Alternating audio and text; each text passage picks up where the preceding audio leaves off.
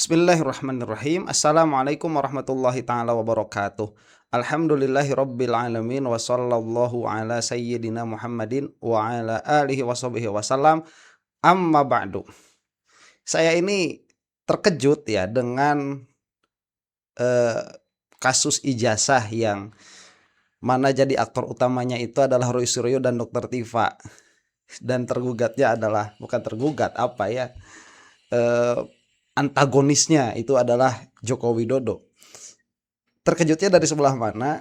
Dari sebelah atau dari arah bahwa argumen-argumen yang dikeluarkan oleh pihak Jokowi itu tidak pernah bertahan lama.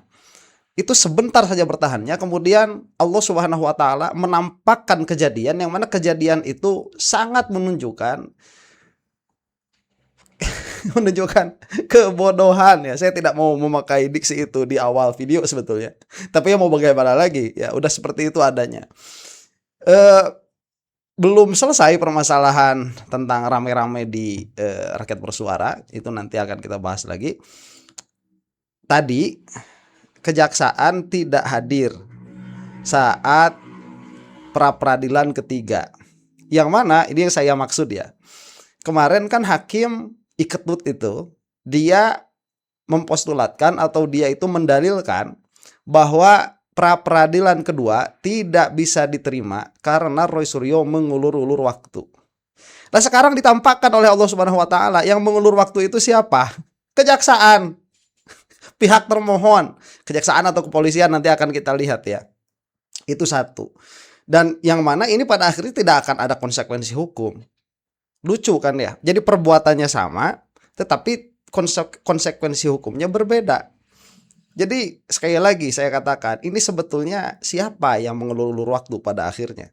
Dibukakan oleh Allah Subhanahu wa taala oleh kenyataan ya, bukan oleh argumen ini, oleh kenyataan bahwa mengulur-ulur waktu itu hasil dan terjadi dari pihak termohon. Dalam hal ini adalah yang mempermasalahkan Joko Widodo. Itu yang mempertahankan Joko Widodo. Itu yang pertama. Yang kedua ya, ini harusnya dari kemarin kita bahas.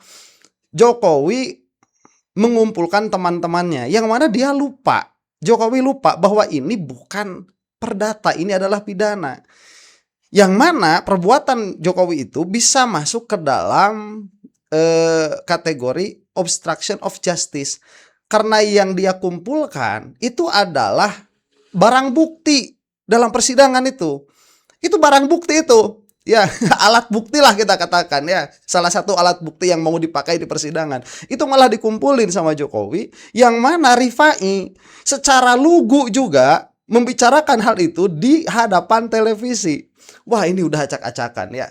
Jadi saya katakan begitu ya, Jokowi ini lupa atau jangan-jangan bodoh juga bahwa ini permasalahan adalah permasalahan pidana, bukan perdata. Jadi ya kita saksikan saja dulu ya. Ini saat dikonfrontir oleh Audrey Turnbull di acara apa ini, Sapa Indonesia ya, mengenai Jokowi mengumpulkan teman-temannya. Kita akan berangkat dari situ. Kemudian kita akan melihat press conference setelah pra-peradilan yang tidak jadi itu. Kita saksikan nih. Jadi saat ini Bang Rifai sebenarnya apa sih yang sedang dipersiapkan Pak Jokowi? Kenapa hari ini Pak Jokowi mengumpulkan teman-teman seangkatan di UGM untuk ke rumahnya? Apa yang dikoordinasikan? Sebelum menjawab pertanyaan, saya mau komentari terkait pra-peradilan sedikit aja. Saya melihat justru pra keempat, kelima ini hanya membuang waktu. Kenapa nggak masuk ke pokok perkara? Apakah karena tidak confidence dengan pembelaannya? Oke. Terus marilah kita sama-sama di pokok perkara membuktikan. Pak Jokowi membuktikan soal keaslian ijazah, Pak Roy silakan membuktikan soal tuduhan kepalsuannya. Publik bisa melihat, dari situ jadi terang persoalan. Dibanding sekarang bermain terus di pra, kapan masuk pokok perkaranya ya. Kalau dalam confidence, ayo kita sama-sama jam. Oke. Kedua, nah Pak Jokowi sendiri sudah lebih confident ya. Sebelumnya sudah menyatakan beliau akan hadir dan membawa seluruh ijazahnya yang dimiliki. Yang terakhir beliau juga mengumpulkan teman-temannya, mengumpulkan dalam rangka apa? Karena bagaimanapun beliau juga memikirkan bahwa sebagian besar teman-temannya kan sudah banyak orang pensiun ya, mohon maaf ya. Tinggal di Jogja dan Solo, harus berangkat ke Jakarta, tentunya kan juga butuh effort ya, transportasi, penginapan dan segala macamnya. Dan akhirnya merepotkan teman-temannya. Jadi beliau ini selain ya reuni kecil-kecilan sambil pamit, mohon maaf kalau teman-temannya terpaksa harus datang ke pengadilan, disusahkan gara-gara LP-nya.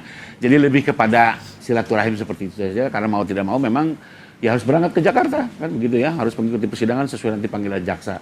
Nah, jadi Pak Jokowi hanya mengumpulkan lebih kurang itu aja. Jadi apa, semacam ya permohonan maaf dan permohonan pengertian lah kepada teman-temannya kalau dengan terpaksa harus hadir ke persidangan. Tidak lain agar semua juga terang, Mau ngasih ongkos. agar nama baik UGM juga bisa dipulihkan, KPU, KPUD, karena spiritnya adalah ijazah ini clear dan semua bisa dipulihkan. Oke, berangkat tadi dari pernyataannya Pak Jokowi pada saat ditanya teman-teman wartawan kan untuk mempersiapkan diri dan teman-teman seangkatan. Apakah ini bukannya terkesan, oh kayaknya lagi di satu suara semuanya, apa yang dikatakan harus begini ya, A, B, C harus sama ya semuanya nanti. Sebentar sebelum ke situ ya, bukan terkesan, ini kenyataannya demikian. Tidak boleh, itu sudah melanggar proses peradilan.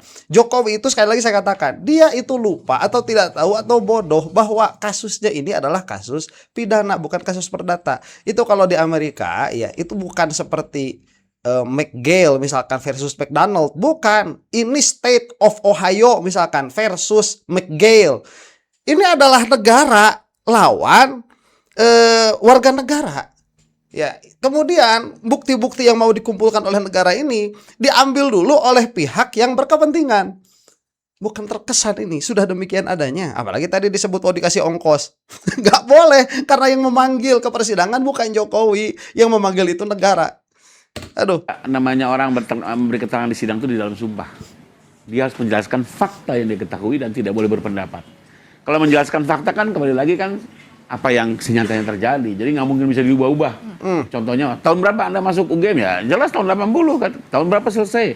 Ada yang 84, ada yang 85, ada yang mungkin 7 tahun. Itu kan fakta semua, nggak bisa diatur-atur karena setiap fakta orang masing-masing pasti beda-beda. Ya. Dulunya apakah satu kelas dengan Pak Jokowi atau tidak kan, biarpun satu angkatan tentu berbeda. Artinya maksud saya setiap orang punya faktanya masing-masing dan tidak mungkin bisa diseragamkan. Apalagi ini di bawah sumpah, mereka harus menjelaskan apa yang memang sebenarnya dialami ya, dan mereka tidak boleh berpendapat. Jadi menurut saya itu kejauhan lah, lebih kepada pamit, karena bagaimanapun Mbak, mereka sudah ramai ke Jakarta ya, dengan, mohon maaf, sudah mayoritas pensiunan, kan bagaimanapun disusahkan. Nah, kalau dari pihak Pak Jokowi sudah sangat siap, bahkan bukan hanya datang, teman-temannya juga sudah dipersiapkan. Kenapa dari Mas Roy sendiri lagi-lagi mengajukan pra-peradilan? Kenapa nggak langsung siap aja fight di sidang? Ya, kami dari awal mengatakan bahwa bukan berarti kami tidak siap terhadap pokok perkara. Tadi kami sudah tegaskan di Pengadilan Negeri Jakarta Selatan, anytime, ya. Anytime kami akan masuk di dalam pokok perkara, tetapi dalam konteks kami memberikan check and balance terhadap proses penegakan hukum ini, kami menggunakan hak hukum yang diberikan oleh undang-undang. Dan itu yang disebut dengan pra-peradilan. Itu satu hal. Hal yang kedua adalah, justru kami melihat di tengah isu terkait dengan kehadiran Pak Joko Widodo dalam perkara Bu Tifa, dan mungkin juga akan masuk dalam pokok perkara kami, ya, kami melihat bahwa kalaupun Pak Jokowi ingin menyiapkan diri dengan baik, ya, seharusnya tidak perlu mengumpulkan teman-temannya. Karena gini. Kan tadi karena udah pensiun. Ya, gini. Kita kan selalu dalam penegakan hukum itu ada sesuatu yang kita sebut sebagai apa yang disebut dengan pengkondisian saksi. Itu yang sebenarnya tidak boleh terjadi. Jadi ada anggap ini pengkondisian saksi. Ini sangat ada potensi saksi-saksi yang teman-teman Pak Jokowi itu seperti dikondisikan, seperti dikondisikan katanya Bang Rifai, untuk memberikan keterangan yang menguntungkan Pak Jokowi. Seharusnya dalam perkara ini tidak perlu saksi-saksi itu datang ke Pak Jokowi. Tunggu saja nanti pada saat dipanggil oleh jaksa penuntut umum berdasarkan surat pemanggilan, yang bersangkutan hadir. Mungkin yang akan dipanggil pertama adalah Pak Jokowi karena dia adalah saksi yang ditunggu-tunggu oleh seluruh masyarakat Indonesia, hadir di Pengadilan Negeri Jakarta Timur. Dan jangan cuma hanya hadir di Bu Tifa, harus hadir juga di pokok perkara kami gitu. Itu yang sebenarnya ditunggu-tunggu. Dan persiapan Pak Jokowi menghadapi persidangan ini bukan ada pada teman-temannya. Karena gini, saksi itu kan keterangannya berdiri sendiri-sendiri. Kalau semua bersilaturahmi dengan Pak Jokowi, ini kan akhirnya seperti kita sedang ditunjukkan suatu penegakan hukum di mana kok saksi-saksi ini mulai dikondisikan. Mulai dikondisikan katanya Bang Pak Jokowi ini. Ya kalau mau silaturahmi jangan momentumnya sekarang dong. Nanti aja setelah Pak Jokowi dan saksi-saksi ini sudah selesai memberikan keterangan, baru kemudian datang ke Solo, kemudian bersilaturahmi, kemudian mau bikin acara di mana kan monggo silakan. Tetapi dalam konteks kita menjaga netralitas peradilan, menjaga netralitas penegakan hukum, tidak ada saksi yang diarahkan, tidak ada saksi yang kemudian dikondisikan. Oke, kita kan lihat seharusnya lihat jaga jawabannya suasana Bang Rifai. penegakan hukum ini. Oke, jadi kan ada Si pepatah, Audrey Mbak, Termul. jangan mengukur baju orang dengan ukuran kita sendiri. Loh. Nah, ini penggunaan kata pengkondisian buat saya agak bingung. Apa yang maksud pengkondisian? Karena kita lihat di situ apa yang terjadi, teman-temannya bisa Pak Jokowi. Kalau pengkondisian, siapa yang mengkondisikan? Jokowi Apa lah. menuduh Pak Jokowi mengkondisikan? Oh, saya pikir naik sekali gitu Jokowi ya. atuh. Jelas hanya pertemuan biasa, tidak ada lawyer, tidak ada siapapun di situ. Mereka bertemu, sekedar hanya bilang maaf, mungkin dalam waktu dekat akan ada sidang, Bapak Tapi Ibu. kesannya tadi katanya pengkondisian. Pengkondisian Berangkat gini. ke Jakarta, Oke. butuh transport segala macam, Ya. jadi direpotkan, Ya. Sekarang keluar gini. kocek sendiri. Sekarang gini. Saya mohon Jadi maaf. Pak Jokowi nanti akan yang memberangkatkan. Pengkondisian saksi itu Nah, bukan artinya hanya secara kembali materi. lagi ya, jadi tidak negatif nih Pengkondisian sekarang. saksi Jadi itu pengkondisian bukan seperti hanya apa diarahkan gitu. secara materi untuk memberikan kesaksian, Ah. tetapi pengkondisian dalam arti yang sangat luas gitu. Ya, pengkondisian tadi diakui. Ya, kalau soal Misalnya, transport, apa itu disiapkan wajar. transportasinya. Ya. Kemudian dibuat seolah-olah saksi-saksi ini nyaman. Kemudian nanti semua Kan dibuat teman-teman Pak Jokowi seolah-olah juga itu. loh gini. Enggak kita boleh, tidak Audrey sedang Oon. Oke. menguji keterangan saksi itu berdiri Oke. secara kolektif. Saksi itu akan diperiksa sendiri-sendiri. Nah, sudah Oleh confirm, karena kan? diperiksa sendiri-sendiri, Oke. Yang penting maka bukan tidak berarti boleh. pengkondisian negatif itu Oke. mengatur Pengkondisian keterangan itu kan nggak artinya benar itu nggak luas. boleh. Ini juga nanti ada permasalahan lagi nih, satu hal Bisa lagi yang ada pengkondisian dalam permasalahan. arti material, Oke. ya, yaitu bisa diarahkan keterangannya nanti karena gini, Atau spiritnya, keterangan itu kan bisa gitu berkembang. kan. Itu spiritnya katanya, Ya, Bang. ya, keterangan kan bisa berkembang. Apa yang dinyatakan dalam BAP kan terbatas. Oke. Kemudian dalam persidangan kan bisa meluas. Apalagi sebelumnya loh Mbak ya, Kemudian yang ini kedua, saya perlu Oke, garis bawahi, baik. di perkara yang lain Baik. pernah terjadi dua orang lawyernya Singkat aja, Bang. mereka sempat mensayur para saksi di televisi. Dia bilang saya akan panggil berulang-ulang selama 4 hari. Bahkan saya akan memeriksa perkara ini dalam waktu 3 tahun. Ya Oke. biarin, Saya memang akan terus akan haknya. memanggil para saksi selama 4 kali berturut. Oke. Itu kan satu bentuk tekanan psikis ya. Aha. Yang waktu itu saya challenge juga. Oh, Oke. kalau Anda melakukan itu, saya akan keberatan kepada ketua majelis. Nggak boleh, lawyer tidak boleh melakukan itu. Biarin. Undang-undang perlindungan saksi Baik. korban Dan melindungi saksi. sayangnya- dan Untuk tidak boleh sayangnya- di-pressure, Bang ditakut-takuti, Rifai, mohon maaf. diintimidasi. Lapor ke Oke, LPSK. udah, lawyer yang waktunya. disebut sama Bang Rifai tadi itu tidak ada dalam kuasa hukum Oke. kami gitu loh. Oke. Jadi itu Tapi tahu kan, betul kan, Mas? Ada lawyer ngomong tapi gitu itu loh. lawyer lain, lawyer Oke. lain yang tidak mendapatkan kuasa untuk perkaranya Mas Roy. Dan tadi saya Dan katakan ini masuk bahwa perkara Butiva loh, Oke, bukan baik. perkara Paro ya. Iya, Ini saya kita kat- persiapan saya- perkara Butiva. Saya katakan Oke, bahwa sudah habis Lawyernya ada di situ, waktu. Bang. saksi Ada di situ satu. Baik Tidak ya, kita cukupkan saja di situ. Baik, kita sudah paham apa yang dimaksud. Ini kalau misalkan nggak boleh bilang Oon, ya kita bilang cantik lah ya. Audrey cantik. Ya masa kamu itu termul? Sebentar, inilah. Kita akan saksikan sekarang yang baru saja terjadi ya. Press conference setelah pra peradilan. Yang mana saya katakan tadi, kemarin argumennya hakim itu menunda-nunda. Itu juga yang dikatakan oleh Rifai barusan saja tadi, menunda-nunda. Tetapi sekarang yang jadi permasalahan, penundaan itu justru terjadi dari pihak termohon. Lah kemudian apa konsekuensi hukumnya? Ya nggak bakalan ada. Ya ini kacaunya negara kita itu. Sudah tapi belum. Assalamualaikum warahmatullahi wabarakatuh. Waalaikumsalam Kawan-kawan warahmatullahi semua, taala terima wabarakatuh. kasih atas kehadiran dan kesetiaannya. Walaupun sidangnya tidak jadi. Belum jadi ya. Jadi ini adalah permohonan prapit kita yang ketiga khusus mengenai ganti rugi. Jadi ganti rugi itu dimungkinkan karena pada prapit pertama kita memenangkan perkara, yaitu mengenai tidak sahnya penggeledahan, penangkapan dan penahanan. Hari ini kita sudah siap untuk bersidang. Unfortunately, turut termohon dalam hal ini Kejaksaan Negeri Jakarta Selatan tidak hadir. Karena berdasarkan hukum acara harus dipanggil dua kali, ya, tidak boleh cuma 1 kali, maka hakim menunda sidang sampai pekan depan dan mereka akan memanggil lagi secara layak pengadilan Kejaksaan Negeri Jakarta Selatan. Nah, Jadi untuk sementara banyak waktu lah. Tapi ada satu hal yang ingin saya catat sebelum Mas Roy dan kemudian Abdul Ghafur, bahwa kami tidak ingin menyerang siapapun, tapi kalau kami dikatakan menunda-nunda, ya kalau dalam fakta hari ini yang menunda itu bukan kita. Penundaan terjadi 1 pekan kemudian karena ketidakhadiran turut termohon dalam hal ini Kejaksaan Negeri yang juga akan menjadi penuntut kalau misalnya masuk perkara pokok. Jadi sekali lagi ya, yang namanya pra peradilan ini adalah hak. Yang tidak boleh adalah mengulangi permohonan yang sama, karena akan nebis in idem.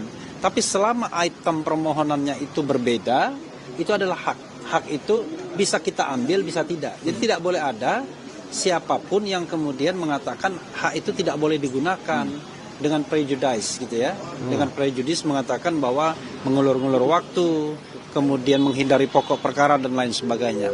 Karena kalau kita bicara perjuangan untuk Mas Roy ya, bagaimana misalnya menyelamatkan dalam tanda kutip Mas Roy dari kriminalisasi, terutama pengenaan pasal 32 ayat 1 dengan ancaman hukuman 8 tahun dan kemudian pasal 35 dengan ancaman hukuman 12 tahun, maka pra peradilan ini adalah sarana yang sah, legal untuk memperjuangkan itu sebelum kita masuk pokok perkara.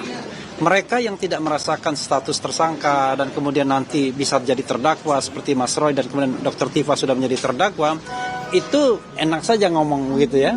Tapi coba kalau posisinya diubah, yang jadi tersangka dan calon terdakwanya adalah mereka, saya kira pikirannya juga akan sama. Bagaimana kita melindungi klien kita ya, kemudian berusaha membela sekuat-kuatnya agar dia bisa dibebaskan, karena kami yakin bahwa ini ada kriminalisasi. Soal pembuktian ijazah along with bersamaan. Kalau seandainya nanti masuk pokok perkara, ya kita harapkan juga ada sikap gentleman dari Jokowi untuk hadir di persidangan dan kemudian sama-sama membuktikan dalam tanda kutip. Mas Roy membuktikan bahwa ijazah itu memang palsu sesuai dengan keyakinan dia dan penelitian dia, subject to pastinya. Kemudian dia juga mau dan berani menunjukkan bahwa memang ada ijazah S1-nya. Walaupun saya baru aja mendengar tuh ada orang yang bercerita pada saya yang wah ini bagus juga ceritanya, yang makin menambah keyakinan kita bahwa there must be something wrong dengan Solo. Begitu ya. Apa itu ceritanya silakan, dimaksud? Mas. Ayah dulu ayah. Tolong di bawah komentar. Ibu Soraya.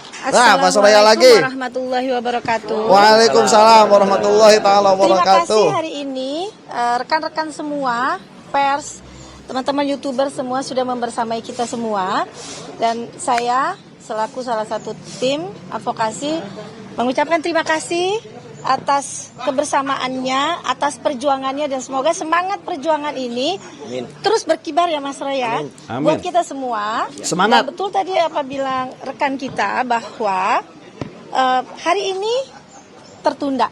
Oke.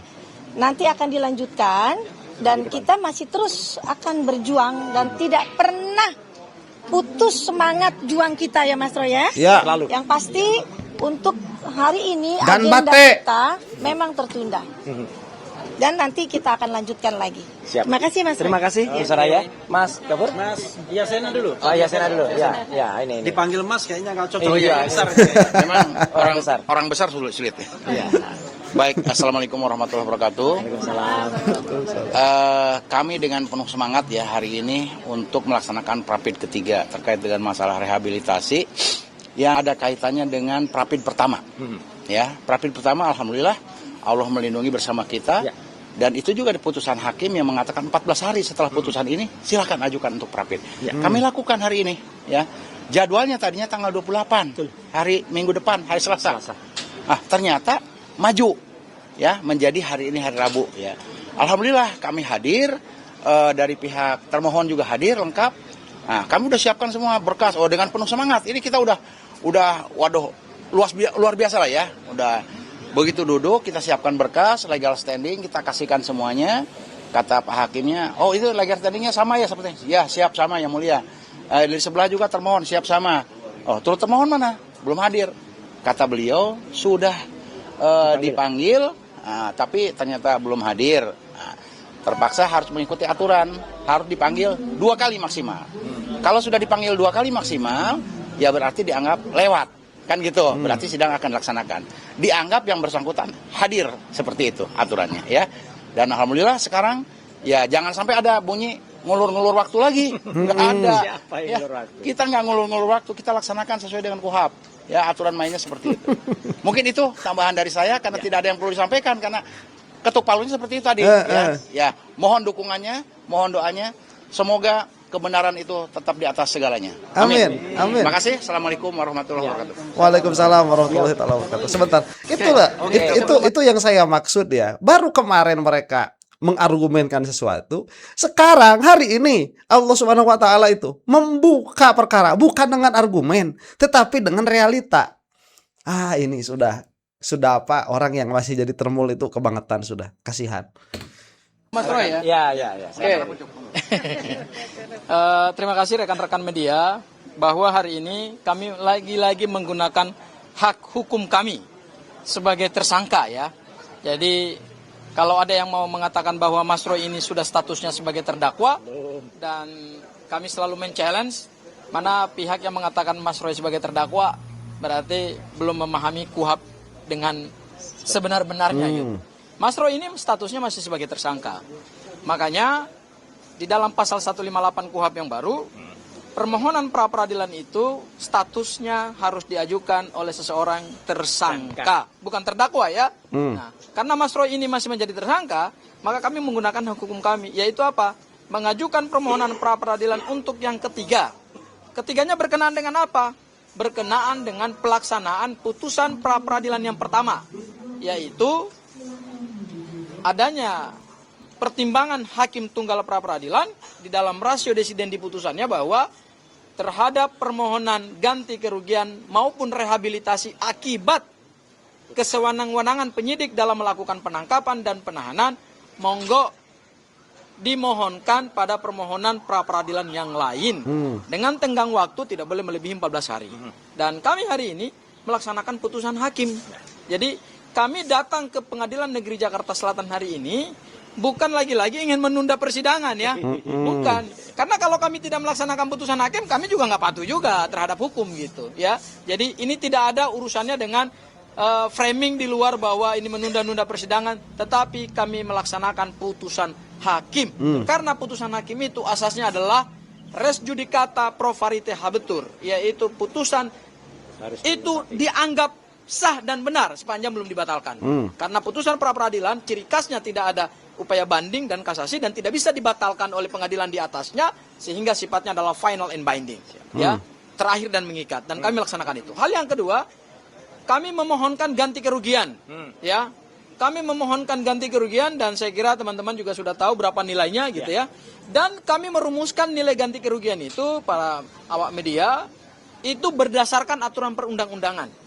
Bukan berdasarkan kemauan kami sendiri gitu. Karena tidak bisa juga kami memohonkan ganti kerugian misalnya 0 rupiah atau 1 rupiah atau 100 rupiah atau 1000 rupiah atau 10.000 rupiah. Itu samanya kan kami menghina pengadilan. Kenapa? Karena persidangan ini dilaksanakan dengan uang negara selama 1 minggu ya, 7 hari, dan telah ditunjuk hakimnya, telah ditunjuk panitranya. Masa hanya untuk permohonan 1.000 rupiah atau 10.000 rupiah atau 100.000 rupiah harus dilaksanakan pengadilan yang mahal seperti ini gitu. Oleh karena itu kami mengajukan nilai itu sesuai dengan batas yang diberikan oleh aturan perundang-undangan dan hitungannya itu sudah sesuai. Kami tidak mungkin juga mengajukan 1 rupiah gitu. Itu kan samanya kami menghina. Dan yang terakhir mungkin nanti ditambahkan oleh Mas Rey secara lebih detail bahwa kalaupun kami pada akhirnya memenangkan pra peradilan untuk permohonan yang ketiga, nilainya itu tidak untuk kepentingan hukum Mas Roy, tidak untuk juga Bang RH, tidak juga untuk saya, Mbak Soraya, kemudian Pak Yasena, Mbak Jeje, Mbak Azmi, dan yang lain. Enggak. Kami akan menggunakan itu untuk kepada pihak-pihak yang berhak menerima. Anggaplah itu semacam ya mungkin sedekah ya, atau semacam hibah akibat dari salah tangkap, kesewenang-wenangan ya, bukan salah tangkap, kesewenang-wenangan penyidik dalam menangkap dan menahan Mas Roy. Saya kira itu Mas Roy dari saya. Baik, sebentar ya. Ini saya mau mengomentari yang nominalnya itu 210 juta dan saya terkejut ya. Tidak ada gimmick di sini. Dihitung profesional, berapa kemungkinan kerugiannya, material, imaterial dengan sangat profesional, tanpa gimmick, tanpa menyindir, tanpa merendahkan pengadilan, keluarlah nominal 210 juta. Karena beberapa waktu yang lalu ya, Jogja itu pernah meminta ganti rugi 1.000 rupiah, itu simbol ya, nun sewu. Kok mau nyerobot tanah orang kok nggak permisi begitu. Itu 1.000 rupiah. Dan ada pesan moral yang ingin disampaikan oleh Jogja saat itu. Di sini lahir ya Pak Abdul Ghafur Sangaji dan tim tentunya. Itu apa ya, kita sedang melihat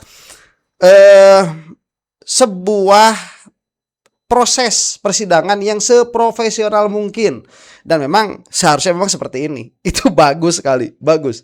Kita lanjutkan sebentar lagi nih. Terakhir adalah pengantin. Iya, pengantin. Pada saatnya Ya, kita ya. menuju yang berbahagia. Bintang filmnya. Assalamualaikum warahmatullahi wabarakatuh. Waalaikumsalam Saya warahmatullahi insya Allah taala tidak akan wabarakatuh. mengulangi atau menambahkan apa yang sudah disampaikan dengan sangat baik oleh para kuasa hukum saya, mulai dari Mas Refli Harun, Bu Soraya, tadi juga ada Pak Yasena, kemudian terakhir Mas Gafur, dan juga ada Bu Lisa dan lain sebagainya. Ya, yang pertama yang kami sampaikan adalah kami sangat serius sebenarnya dalam mengajukan pra peradilan ketiga ini. Bukti kami sangat serius, Pak. Teman-teman juga harus lihat. Tim kami semalam masih sampai jam 12, bahkan lebih dari jam 00, sudah ganti hari, sudah hari ini. Itu masih berada di salah satu stasiun TV. Dan di stasiun TV itu kita juga melihat bagaimana lucunya ya pihak sebelah, bahkan lucunya bekas sahabat saya ya si Omon itu kemudian ya kalau orang mengatakan skornya dia ball positionnya hanya 30% dibandingkan dengan kita.